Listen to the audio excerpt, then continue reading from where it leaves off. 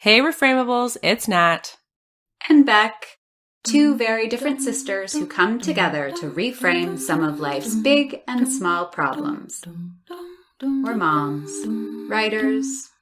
We have soft boundaries. We see the world differently, but we both lean into vulnerability together and with our guests. We like deep dives, so come with us. Let's reframe something. This week, we are talking all things Momfluencers with author Sara Petersen, whose new book, Momfluenced, comes out this month. We reminisce with Sara about some of our favorite Momfluencers and why they also irritate us. We discuss the weight mothers carry to perform a certain kind of motherhood online, and some examples of mom culture getting it really right that you'll want to check out. Sara has written about motherhood and feminism for the New York Times, Harper's Bazaar, the Washington Post, and elsewhere. She also writes the newsletter In Pursuit of Clean Countertops, where she explores the cult of ideal motherhood. She lives in New Hampshire.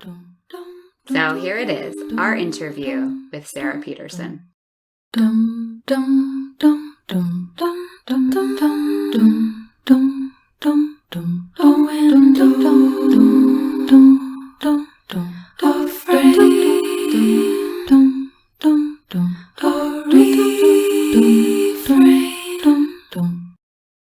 I really resonated with this book, though, Sara, so much. I really did.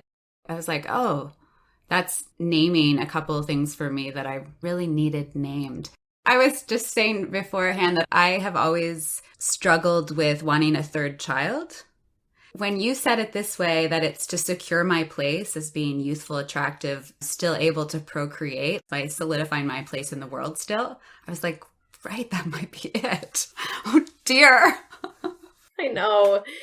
It's so fraught and complicated.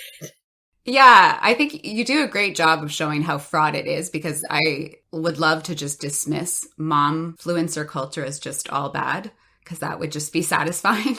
I hate all of them, but it's really much more Nuanced. complicated than that. Yeah.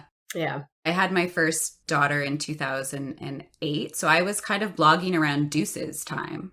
Yeah. But then I stopped because, again, something you say in the book, that I felt like I contained multitudes and I didn't have the language for it. And I didn't want to pin myself right into being a mommy blogger. Although if you wanted to make a business out of it, that was the thing to do. So right. Anyway, so also reading it, I was like, oh, I missed the boat. Totally. Anyway, so yeah, I've resonated with so much. So I'm really excited to talk to you.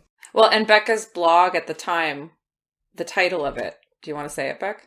Oh, yeah, it was called The Girl Who Learned to Kneel. Oh. And it was based off Eddie Hellesum, who's this Jewish writer, really profound spiritual writer. I felt like I was on this journey of learning to, whatever I meant by learning to kneel at the time. But then it also has like a sexy meaning. Yeah. Yeah, which I didn't intend actually at all, but I got blocked a couple times from it because it was like, Oh my I don't know, pornographic or something. Oh my Like she was gosh. trying to write at a coffee shop and she could never get into her blog because they had like shadow banned her. That is Which is wild. actually kind of awesome, but Yeah. hilarious. So many learnings. Oh my God. In chapter 1 of Momfluenced, you write, the onset of motherhood injected my soul with a love too big to ever really comprehend. But the day-to-day experience of mothering is mostly the mundanity of doing, not really being. And that line totally resonated. Both Beck and I have experienced mothering very differently. I'm the mom of one. She's the mom of two. I can't have more kids. It was like a health non-option. So it's just not even been in my mind. Beck's just shared, obviously, that she was pondering thirds, right? So this is just a totally different kind of deal. But what's the difference for you between doing and being as your own mothering experience? I mean, I think I had wanted to be a mother. Like, even just saying that, I wanted to be a mother. Like, I wanted to inhabit an identity, like a ready-made identity that was sort of culturally mandated and accepted. Like, no one's going to look at your decision to become a mother and say, like, I don't know about that. You know, like, that sounds selfish, or that doesn't sound like a good choice. Like, if you have been socialized as a girl in this country and you decide to have kids, like, you're just universally applauded for that decision. So I think in a way I approached motherhood as a shortcut to knowing myself or to being a fully self-actualized adult. When we decided to have our first kid, I was really floundering in terms of career stuff. So I think I approached motherhood as this identity that would quote unquote complete me. And then, of course, the labor of mothering has really very little to do with you being sort of the protagonist of your own story. You're really like a secondary character to this other new person's story. And so that was just a big shock to my system. I think I thought it would be like climbing a ready-made stage and performing this grand narrative. And it was diaper changes and exhaustion and boredom and just, a laundry list of tasks. I, in general, don't think it's talked about enough how boring motherhood can be. Yeah. Does anyone feel that? I've said that constantly. Like, why isn't that examined more? Yeah, no, it is. It really is. I mean, especially those newborn days, like you're living and dying by the clock. You're constantly timing, like when was the last time they ate? When was the last time they slept? It can be very stultifying. Yeah. So one of your first momfluencers was Taza. Yes. Yeah. Oh, Taza. I followed her, of course, and was both disappointed when she disappeared, but also kind of celebrating that she went down or something. Like, it was very rude. There's all these feelings toward her. But you're right. Taza made me want things. Bangs, Anthropologie mirrors, an Upper West Side apartment. Sometimes she even made me want to get pregnant. Again, the more I consumed Taza, the more I wanted. So what do you think about this relationship to Taza, that we could both be fascinated and loathe her? What were we wanting, or what are we wanting with people like Taza? Yeah, I mean, I'm curious to know your own perspective on that. But I think when I first discovered her, I had a newborn and a toddler and was very much in that super structured days, like going to music together classes, which I found like really painful to sit through. Things like that, like mommy and me classes, because I didn't work outside of the home at that point. And so I found this other stay-at-home mom who made motherhood look like an adventure. She made it look so fun, so joyful, so effervescent, so colorful. I mean, like literally colorful. And if there was one thing I felt like insecure about in my own mothering, it was a sense of ease and fun. And I don't think I consciously thought that if I bought whatever, top she was linking to in her blog, that I would be a Taza mom. But I do think that I thought I could tweak my own motherhood to look more like hers if I just kept following along and kept looking for clues. Sort of like she was a blueprint I could consult, if that makes sense. Yeah, that's interesting, the idea of like just tweaking our own motherhood just a bit. If I could just tweak it a little more. Like, I think for me, it was the joy. She just made everything seem so fun. Yeah.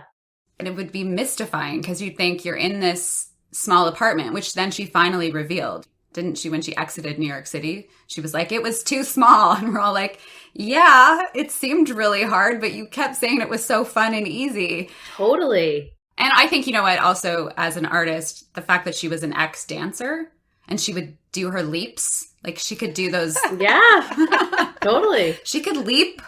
My daughter still is trying to perfect that leap, but Taza had a full split. What do you call those, Nat? I don't even know. She would just do them in the streets of New York, like with her kids, with the stroller. And meanwhile, we're trying to make our way down Dundas. It's very interesting hearing you two talk about her because I'm the older sister by 2 years, but Beck had her kids significantly before mine. Well, specifically Elsie, right? Like Elsa's 7 years older than my Frankie. So Beck's been my role model in terms of like watching a mother. So that's interesting. But a lot of the things that Beck then witnessed, like the Tazas, you know what I mean? Like these people that she was observing in the world, they weren't sort of part of my experience. Nor was I actually terribly interested, which I found interesting about myself because like Becca and I are very different people. That's what makes us work, I think. But like you'd think that there'd be something about the commonality of an observed figure that would draw us in together, and it didn't. And I'm trying to figure out why that part of momfluencer life didn't hit for me, but then other components did.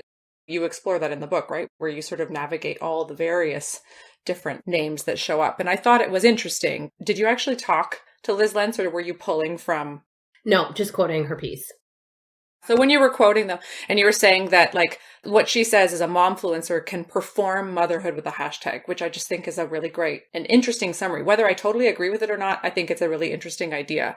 And the word perform there is really hard because for me, there's definitely a connotation of negativity, even though we just finished talking about artists and performing, and there's a beauty to that. But for some reason with motherhood in this context, it's kind of like, ugh. Performing motherhood. What does that actually mean if there's this hashtag attached? So anyways, I don't know. You know, the idea that like the labor of motherhood is so private and so rarely celebrated.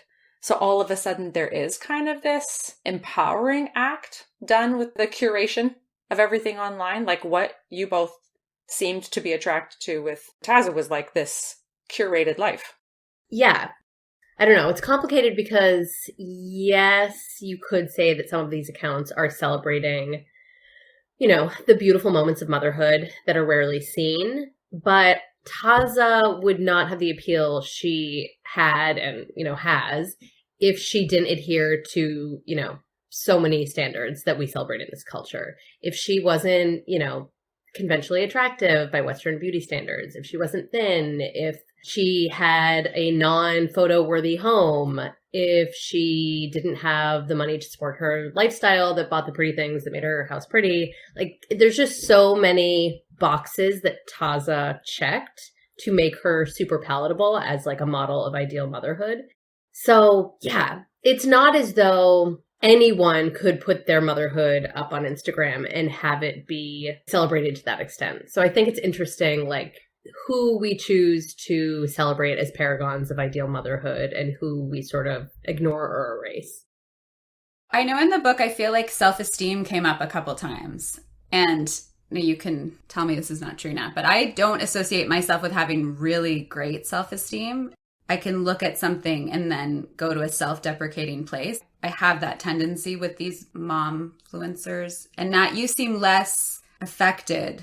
So Sarah, do you have low self-esteem like me?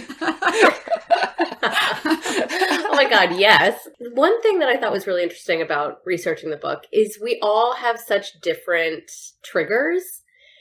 And so, yeah, I would feel shitty about myself after consuming enough Taza because I would say to myself, like, why can't you be happier? Like, why don't your children delight you the way they're supposed to delight you?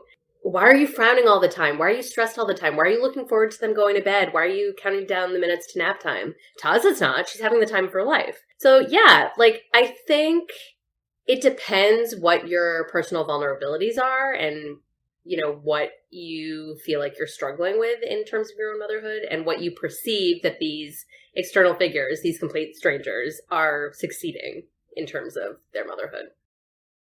But like, Nat, do you feel sometimes that having had just one felt more precarious, that you maybe are a bit more immune?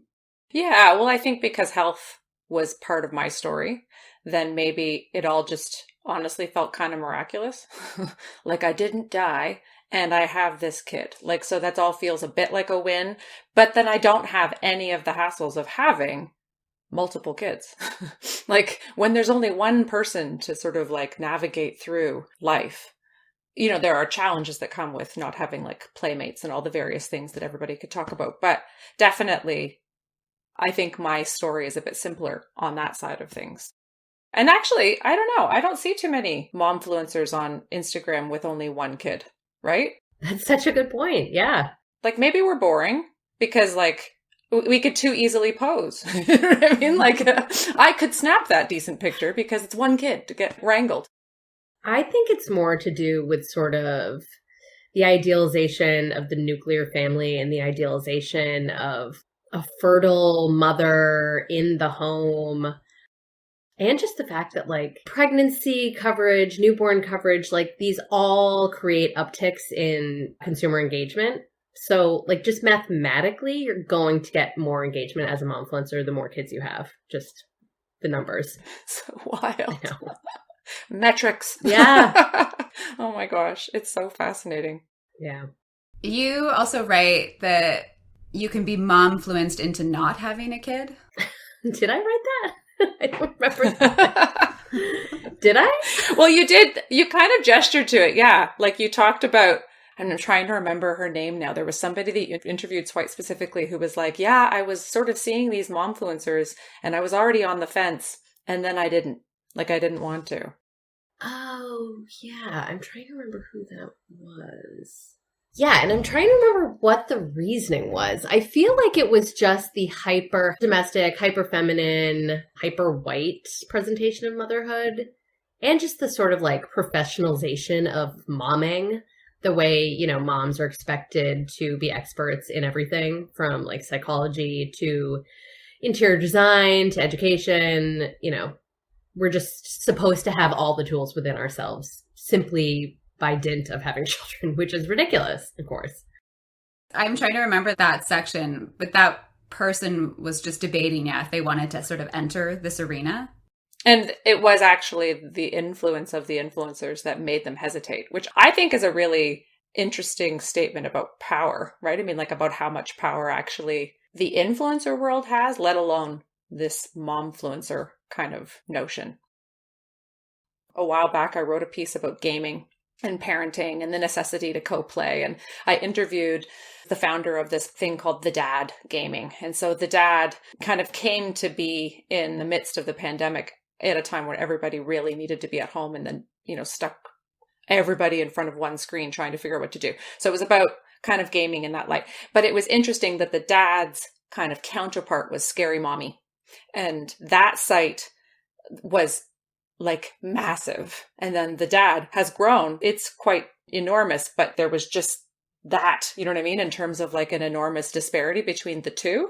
And I remember Joel saying to me, like, it was just such a fascinating reality that like dadhood is a part of the conversation, but the larger co-opting of space. And that's not done by the moms themselves, but by this cultural sort of expectation of motherhood. Totally. Sarah, you talk about who is the most coveted audience. It's the mom to bees, but how do you say it? Oh, yeah. What was the acronym for that? I can't remember what the acronym is. Yeah, so Faith Hitchin, I write about her in the book, but she sort of works as the liaison between brands and influencers. You know, if she's working for, I don't know, like stork baby carriers or whatever, that are like earthy, crunchy, and have a California vibe, then she'll find a momfluencer who matches that aesthetics. But yeah, she was talking about how A, momfluencing is so lucrative because motherhood encompasses so many consumer categories, and B, that the jackpot consumer that they're trying to get is that pregnant or first-time mother, because our culture tells pregnant or first-time mothers that they need to buy a shitload of stuff, often which is completely unnecessary. But when you're, you know, a first timer, it's really easy to get sucked into that vortex of like, shit. I need the wipe warmer. Do you remember the wipe warmer? Like that wasn't around with my first one. And then I don't think we bothered with the second, but I could still be compelled by the wipe warmer. No, totally. I mean, I bought one, but like I used it for maybe 3 weeks. And then it was just this hunk of plastic that I didn't need anymore. And so we're really told to buy so many things to sort of prove our, you know, goodness as mothers, I think, in the US. Yeah. Yeah, we can't pretend that just because we're in Toronto that we're other, because we're not. It's the same. I feel like cutting edge on this one because I had one of those huge non-BPA soothers for my oldest. And so I have so many hilarious pictures with this huge soother. That covered like most of her face. But then I tried with my second because I wanted to have that whole experience again because I felt so noble that I was getting hurt. But my other one wouldn't use it. She just wanted the ugly one. Yeah, of course. You know, yeah, the ugly one. The one from Walmart. And then how could I photograph that? Exactly. Oh yeah, all my kids exclusively used the ugly pacifiers as well. Yeah. And Frankie would never take one, so I never got any good pictures with any of that. Dum, dum, And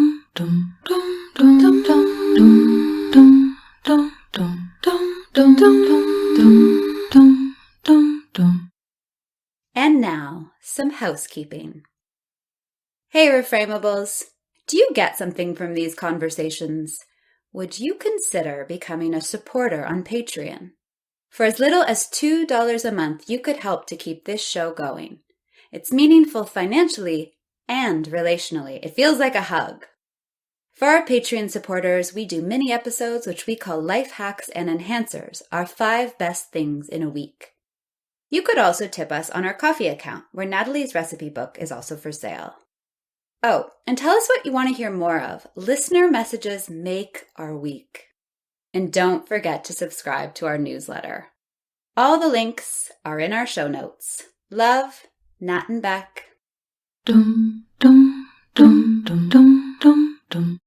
Okay, so TikTok, though, these days really values everything raw, right? Like, God forbid you have lipstick on because you're not going to get any views. Like, you have to, like, make yourself essentially your most ugly, which is really interesting, whatever that means, right? I mean, like, I'm being very flippant, obviously, but it's just such an interesting kind of counterpoint to that very specific momfluencer aesthetic that, you know, we've talked about now in the book. But I'm just curious, because there was a quote here that you had in the book. Okay, one of your interviewees said that they talked about the unspoken suspension of disbelief that exists in certain versions of momfluencer worlds between sort of the creators and the consumers. So what do you think? Like, the TikTok values of raw, but for some reason the ruse of what's presented on the momfluencer side of Instagram, or even the momfluencer side of TikTok or Twitter or whatever. Why is that remains in control of the mom life narrative? Do you even agree with this guy? Because it was a dude. Yeah, I definitely agree that TikTok is more welcoming of sort of unvarnished maternal narratives. And I think I do agree with him for the most part. I do think that, yeah, the average mom following momfluencers is not looking at these beautiful, perfect images and thinking to themselves like, oh, that's how her day really is. Like, we know her kids have tantrums, and we know her house is a mess sometimes. We know her life's not perfect. So I think I do agree with him in terms of the, you know, willing or unwilling suspension of disbelief.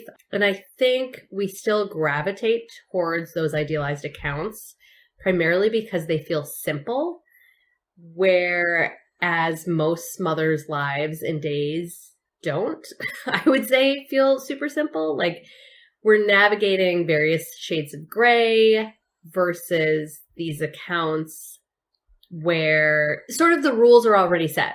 You know, she's probably going to be white. She's probably going to be beautiful. She's probably going to be thin, non-disabled. You know, her countertops are going to be clean. Like, you know what you're going to get. And I think there's something, I don't know if comforting is the right word, but there's something about receiving messages or ingesting the status quo that feels, I don't know, grounding, even though that's a little troubling because often the status quo is insidiously harmful in ways that we might not realize. But yeah, I don't know if that answer made any sense. No, it really does. I think it's a challenge to the self, isn't it? Which is the whole point of your book. Like, we have to kind of sit, certainly as 3 moms reading the book, but I would be very curious about my husband if he read the book and what he would sort of say to it, because he ingests other versions of whatever it is on the internet. And like, what are the things that sort of we go to instinctively, even though we don't want to, or we're trying to interrupt it, or we're trying to trouble it, but it still happens. Right. Yeah. There's some serious flaws to navigate here. What does your husband say about your book? Just interest, because like I was thinking when you're saying that, Nat, if Clifford read it, I feel like Simon, my husband, he just wouldn't get it. Like, I think he would try. I think he would read it and be like, oh, it's interesting that women mostly experience these things. But I think he wouldn't be able to absorb it at a deep level. And I don't know, is that your experience with your husband, or is he? Yeah. I mean, I do think it's hard to access for people who are socialized as boys and men, this like foundational myth that most of us grow up with, whether or not it's like delivered explicitly or implicitly. Like, motherhood is held up as this just foundational tenet of womanhood in a way that I don't think fatherhood necessarily is. Yeah, and I think that also plays into why like dadfluencer culture is not, a multi-billion dollar industry like momfluencer culture is, because it's not baked into cultural narratives in the same way. I don't think most little boys grow up thinking about fatherhood in the ways that most little girls do. I don't think that's like a biological thing. I think that's mostly cultural constructions of how we raise boys and girls differently. I mean, obviously biology comes into it at some point, but I do think it's largely like cultural. It's so interesting to me because context, obviously, and that's what you reference that from the get-go in terms of your book, like you're writing as an American in a very specific sort of place and time. We're readers here, reading in Toronto, same deal. So we were just shopping around a television show that we're writing, and it was a very interesting experience speaking with an agent from a television company in Portugal.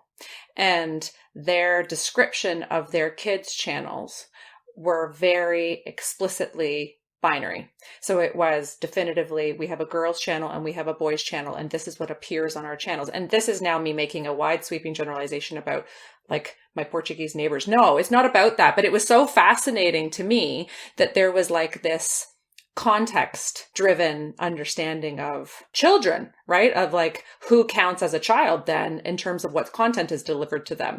And as you said, like there's like the explicit, like perhaps that TV channel thing, but then there's the implicit. Like what does my Frankie believe about parenting? I think he believes differently than maybe his father would have when he was his age at 8, but it's still the world.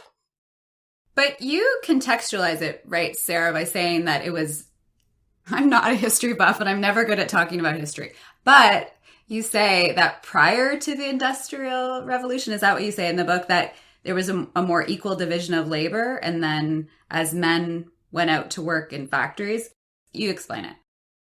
Yeah, prior to the Industrial Revolution, the domestic sphere and the market sphere were not nearly as distinct as they are now. And so like both the, man and woman would be working within the home and they'd be working outside of the home. And then once, factories and the Industrial Revolution took hold, that's when, the cult of domesticity sort of became ingrained in family life. That's when the idealization of self-sacrificial motherhood and like the white wealthy mother as sort of the moral center of the home. And again, it was a very specific mother that was lauded as this angel of the house. It wasn't, the Black mother who was working for the wealthy white mother. It wasn't the poor white women, who've always worked outside of the home. So yeah, it's interesting to see how the angel of the house was sort of ensconced within our cultural imaginations and how she still lives on, in the ways we think of who is the best mother and who is a good mother. And certainly in the aesthetics of many of these accounts, which, some of them you could look at and you wouldn't know if it was an image from 1883 or, 2023. So I do think it's interesting to sort of trace the roots of ideal motherhood and sort of examine, like, who did they uphold and celebrate? Who were they created by? I mean, they weren't created by mothers. These ideals were explicitly created by white men in power to maintain power. I think it might be interesting for listeners to hear a little bit about how you perceived your own mother, and then the sort of shattering letter. Your mother called you one day and read you a letter telling you, this is actually what motherhood was like for me. I mean, it's very personal, but because you say it in the book, I feel like I can ask it. Yeah, I mean, I think like most kids, I grew up sort of seeing my mother as just somebody who like undergirded my own life. Like I was, primal. So she was a stay-at-home mother, and many of my aunts were also stay-at-home mothers. And the women in my family are just very central. I always thought of the dads and the uncles as sort of like the supporting characters and the women as like the heroines. And in that way, I never looked at stay-at-home motherhood as sort of, I'm trying to think of like a non-pejorative way to put it. But I think I looked at stay-at-home motherhood as having the potential to allow you to live out your creative and intellectual potential in whatever way you wanted. And I still believe that, of course. Like, there are plenty of women who choose that who are super fulfilled. So all of that is to say, I just looked at motherhood as an assumed thing. Like, I never once asked myself seriously, like, do I want to become a mother? It was just always like, well, of course I'll be a mother. Which, of course, explains some of my shock and, like, disillusionment once I actually became a mom. And then when I became a mom who chose to stay home with her kids, it didn't feel the way I thought it would feel, even though I had never, again, really been super curious about what it would be like. I had never asked my mom or my aunts, like, how was it, for the first few years? Are you happy with your choices? Like, would you have done anything differently? I never asked any of those questions. So I certainly understood and empathized much more with my mother's rage that I would see throughout my childhood, the frustration I would see throughout my childhood that I think I just chose not to focus on prior to having kids. But once I did have kids, I was like, oh, that's where that's coming from. Because I feel these things myself now. So you can kind of understand how she would decide to take a different stance. Oh, totally. Totally. So now she's choosing to live. I mean, how did you describe it? Kind of more of a hippie life? I mean, she's always been kind of like hippie adjacent, I guess. But yeah, she's just not at all like the type of grandmother who is going to offer to pick up the kids from school or offer to, whatever, change diapers. She lived with us for like the first 3 months of my first kid's life, and she was like a godsend. But yeah, she's quite frank about mothering and the labor of caregiving being a drag sometimes. And like, now that she's out of it, she's like, yeah, I don't want to do that. Which is totally fine. Totally fine. Like, I get it. So you'll have to warn your own kids. You're like, there might be a breaking point. Right. Totally. Dum, dum, dum, dum, dum, dum, dum, dum, dum, dum, dum, dum, dum, dum, dum, dum, dum. You do, though, interview a lot of momfluencers who also disrupt the assumption of a monolithic online culture. Can you give an example of some of those? I was thinking of the disabled momfluencer, Rebecca Tossig. Is that how you say her name? Yeah, I think that pronunciation is right. Or just a couple that stand out for you. Yeah, I loved talking to Rebecca. She's just like a brilliant, brilliant writer outside of sort of, what she had to say about momfluencing. But yeah, I loved that chapter because I certainly went into researching and writing the book with my own conceptions of like what made up momfluencer culture. And it's, again, that like stereotypical white mom we've been sort of talking about. And that is just one version of motherhood. And it is the version of motherhood that gets the most airtime in our culture, unfortunately. But it's just one tiny little version. And talking to these mothers who are using their platforms to create space for different narratives, to raise social awareness about issues they're passionate about. It was just super energizing. And yeah, it made me feel like just there's so much potential to crack through our narrative of the ideal mother. And one thing I do really appreciate about social media is that it has been sort of a site of democracy in some ways. Obviously, the algorithms and the social media companies are, flawed. But yeah, anyone can open an Instagram account and anyone can share their story. And many of these women have created really life-giving communities, really important resources where otherwise there wouldn't have been. Mia O'Malley, she's a fat momfluencer, and she's created this network of fat positive healthcare providers, which is, a huge service because anti-fat bias in healthcare is like a huge problem. And, many fat moms do not get the care they need. Many of them are denied fertility treatments. Many of them are simply told to lose weight before they even come, back and talk about, wanting to have families. So yeah, resources like that would not exist without social media, or they wouldn't exist in the same way and they wouldn't be as accessible to as many people. So yeah, I think that's really important to highlight. And so when you end the book In that final chapter, you interview a media studies expert and you wanted them to explain. So you described it as your own perverse attraction to an idealized version of performative motherhood on Instagram, when I felt, like as a very smart, academic-y writer yourself, that you should quote unquote know better. So she then explained your feeling simultaneously revolted and desirous of those pretty moms in pretty homes by connecting it to literary critics Laura Berlant's notion of cruel optimism. And this is the part that I was really struck by. So there's cruel optimism and then Instagram as a quote unquote intimate public space. I just think there's just so much in there. So I have talked about Berlant on the pod before, but I think people need a bit of a Cole's Notes. But thoughts on how to kind of help people to understand that little bit of themselves, the intimate public that is a place like Instagram, and then cruel optimism? Yeah, intimate publics are so interesting because they're these spaces where we can express our own, emotional lives, and we can create emotional connections. We can feed that part of ourselves.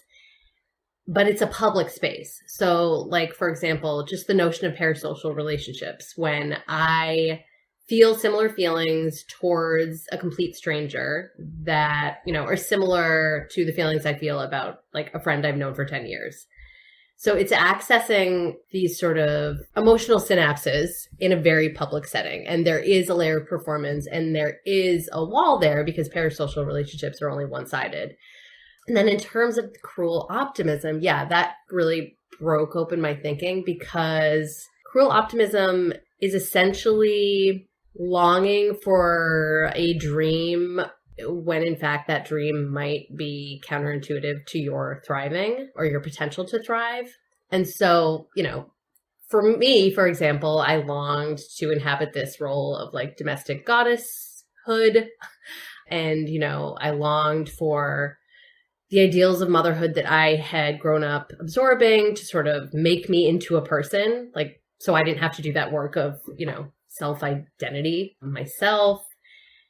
And really, that's not a great thing to want. It's not a great thing to want a ready-made identity. It's not beneficial to me becoming a happy, healthy, productive person in the long term. I think it's also really connected to hope. We want to hope for better, particularly as mothers, and particularly when we're in cultures that don't support our labor. So that was a really long-winded way of talking about cruel optimism and intimate publics, but yeah. No, very helpful. And interesting because I wouldn't actually have written about Berlant as an inherently hopeful writer. Right. And yet, I have to believe that the purpose for putting out such a message is to sort of, prompt us to thinking in terms of how we can find our way back, maybe.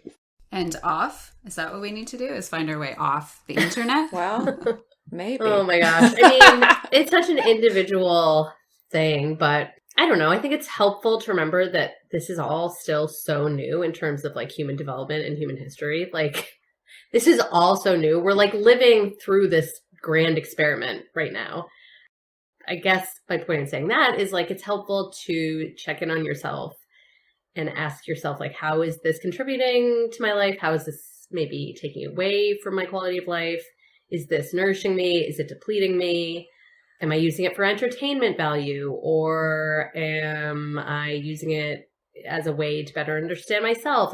There's just so many access points in terms of consuming momfluencer culture and social media in general. Yeah, and reframing how we engage with them is probably just as much a part of the process as the doing of them. Totally. I wanted to end because I found this really hopeful was Carney Ariely's I Mama project. And this idea that it's the male gaze that makes us want to be cute, white, sexy, as opposed to something like their account that features mothers in more raw poses. Can you describe the account? Yeah, so it's all mother artists, mother photographers specifically. So it's viewing motherhood through a maternal gaze, not a male gaze. So, you'll see C-section scars, you'll see soft stomachs, you'll see milk squirting out of nipples, you'll see a baby's drool, a lot of